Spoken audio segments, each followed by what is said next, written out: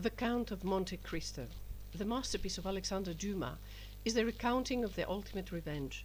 Edmond Dantès, the main character of the book, who will subsequently come about as the Count of Monte Cristo, is betrayed by the people closest to him. The reason? Envy and greed. Through hardships and a fortunate encounter while in prison, he will gain strength, resilience, and education. And then he will come back to strike upon those who wronged him with great vengeance, creating a universe in which everything is determined by Monte Cristo's cold-blooded staging of a vigilante act.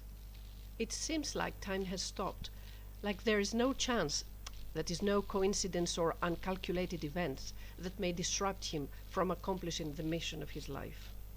It is the very philosophical foundation of vengeance. Dantès, aka Monte Cristo, strikes and creates immense tragedies that his once persecutors cannot escape from. Shame, death, and loss is the outcome of their wrongdoing in a retribution on earth. Unlike Dante, Dantès does not aspire to any celestial intervention after death to make amends and cure his ills. Each one of his enemies is faced with the consequences not only of his actions, but also of his personality traits. Dantès holds a mirror that shows them for what they are, and in which they can see their very fall. Respectful names, respectful families live on dreadful secrets, says Dumas, before Ibsen and Strindberg, and these secrets lead to death once exposed. The Count of Monte Cristo shows a Dantès who is able to find peace after his work has been done. He is not consumed by his act, he is not destroyed, he does not spend his life aimlessly, he is not eaten by his desire to take revenge, he is not turned into a monster, he does not seek consolation for his acts because he is not afraid of them.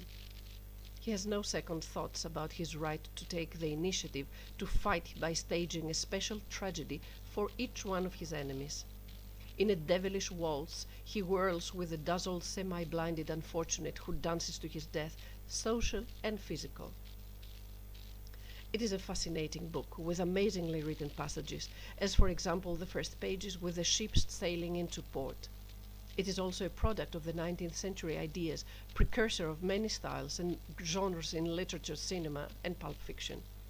It is great literature, but also a philosophical text, and draws upon many sources from religious texts to the social issues of Alexandre Dumas' day, to post-1789 Revolution French history, to the division of French society after Napoleon, to the news in regard to stories of convicts. Next time you see a vigilante movie, from Clint Eastwood's to Charles Bronson's saga, or even The Lone Ranger, think of Edmond Dantès, aka the Count of Monte Cristo.